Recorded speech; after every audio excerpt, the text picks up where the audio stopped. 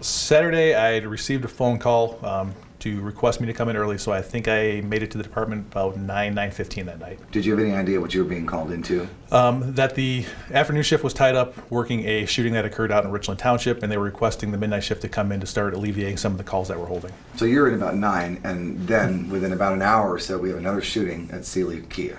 Yep, we basically loaded our vehicles and we're walking out to start our shift right before 10 o'clock when we overheard the city's radio traffic of the shooting at the Sealy right. Did that involve you? Did you go there? No, I did not. Because that's the city. And then not long after that, you had your own call out in Texas Township. Yes. As we were overhearing the radio traffic of the officers getting on scene over at Stadium Drive, and then our dispatch put out the shots fired over at the Cracker Barrel in Texas Township. And what did you do? I responded over there with a bunch of other units, and upon my arrival at that scene, the Michigan State Police were already securing it and taking the primary investigation on that one. As the sergeant, though, did you take charge of the county deputies, of your people? Some of them, yes. Basically, we talked with the state command that was on scene, see what resources they needed from us to assist them with perimeter and things like that. And then at that time, whatever units we had left that were free cleared the scene after getting the preliminary information of a possible suspect description and vehicle. Yeah.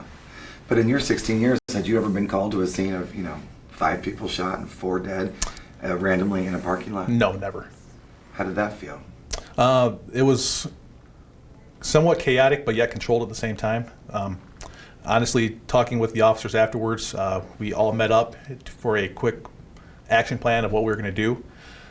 Because the shootings were so close to each other in such a close proximity, we decided to kind of team up and patrol certain areas, some units on the west side and some units on the east side of the county, as well as try to get in the downtown area of Kalamazoo to help out as well.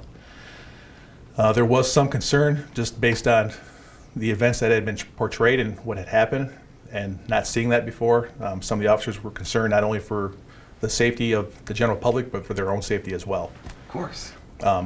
So from there, we started going out and trying to find a vehicle and match the description. Not only us, but every single law enforcement agency here in Kalamazoo County was out actively trying to find this person or this suspect in that type of a car. There were several stops that were made of dark-colored Chevy HHR products that all resulted in not being involved at all whatsoever. So you yourself, when you left the Cracker Barrel, and did you headed downtown to help KDPS? I went through the downtown area to get to the east side. Then what transpired shortly after midnight is there was another call that came in that a lot of units were responding to, because at that time we were also getting more reports of alleged shots fired out in the Texas Township area. So a lot of the resources had been deployed out on that side of town, leaving the city a little bit, I guess you could say, understaffed at that portion. So while responding to the west side of the city for another complaint, before I got there, I was informed that it was code 4 that we could go ahead and clear and not respond. So I turned around to come back through downtown to come back towards the east side when I got stopped at the light at Michigan and Main, right by the Up and Under. You just happened to be stuck at a light. Yep, I just happened to come up to a traffic light and was stopped there. And while I was sitting at the light, I happened to look over in the parking lot of the Up and Under and noticed that there was a large group of patrons coming out of the store, or out of the bar at the time, like 7 or 8 people.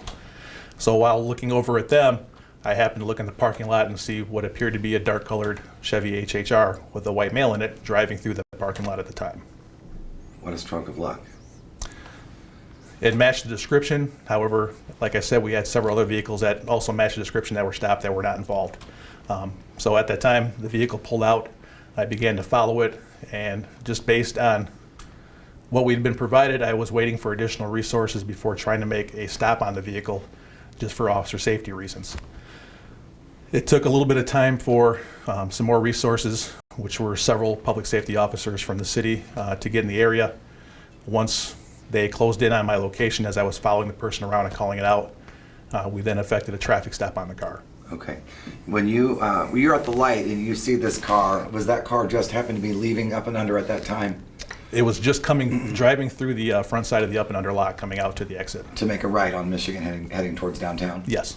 And so did you wait longer than you should have agreed, or to follow that guy? Did you make adjustments for that? Well, basically the light turned green for me, and I proceeded through the light, and then I quickly got over to the left side and slowed down to wait for the car to pull out to get in front of me so I could get the license plate off of it. And did you call that plate in before did you know the name of the person before you pulled him over? I knew what the vehicle came back to, or who the vehicle came back to. Who did it come I back to? I can't remember. It was a female, I believe. Oh, okay. Carol Dalton, probably. It might have. I don't remember off the top of my head. Did you follow him with your lights and sirens on, or No. were you just following him? I was just staying a couple car lengths behind him and just calling out our location as we made a couple of turns through the downtown area, just hearing for the city officers to say that they were close so that we go ahead and try to make a stop on it. Where'd you end up pulling him over, Porter? And, It was on Ransom between Pitcher and Porter. and so exactly how did that arrest take place? How did it happen? Well, when I overheard several public safety officers say that they were with me, at that time I activated my lights to make a traffic stop.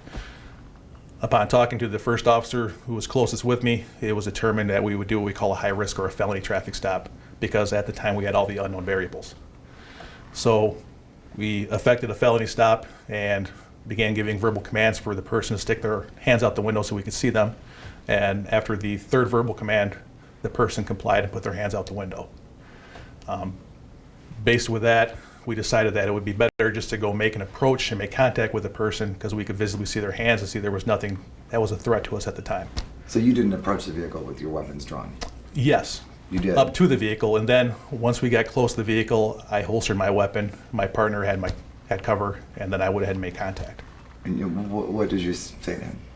I asked him to step out of the vehicle so I could talk to him for a second, which at that time, he began to reach back as if he was unbuckling a seatbelt. By that time, I had the door open and just helped him out of the car, asked him to place his hands behind his back, and then grabbed both of his wrists, placing his hands behind his back, and asked if there was any weapons on him, and began petting him down. Now, I can't ask you, I know what he said, but describe his demeanor. Did he seem combative? No, there was no combativeness whatsoever. He complied with whatever directives we gave him, and upon conducting a pat-down, we located a handgun on his person. If what they say about him is true, do you find it unusual that he did sort of go so easily? It was kind of a surprise afterwards. Obviously, like I kind of elicited to, still at that time, we didn't know that this is the suspect. Okay. Is it possible that there's a person driving that has a CPL and has a gun on their hand? Absolutely. It wasn't until after we had the person detained and another officer from the city had showed up to the scene, who then was able to identify him as the suspect, that we realized it was actually him. And where was the gun in the car?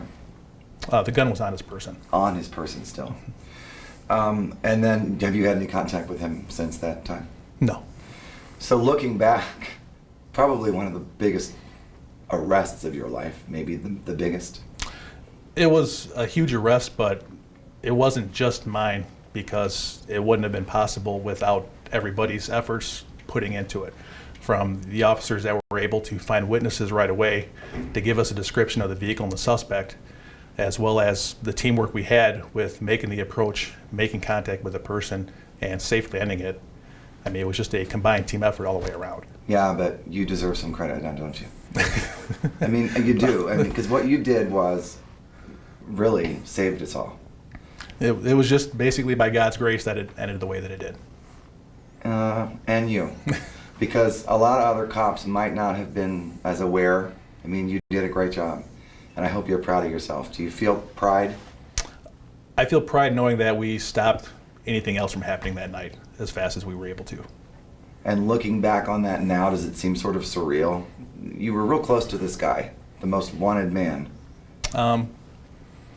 It does seem surreal, but at the time, it was business as usual. Once we determined it was him, it was, okay, let's move on with this investigation, and what's the next task to get done? And that's exactly what we did. Huh. Do you have kids? Did I hear that? Do you have Yes, kids? yes. Have you talked to your kids about this at all, your family? Yes, I have. And what did you tell them? Basically, what we know now. Yeah. Hey, we were able to get this guy off the street and make the community safe. Daddy saved the day. Maybe a little bit, but. I'm Andy Dominiani. Thanks for watching. If you like this video, we've got much more to see. So take a second and subscribe to our channel.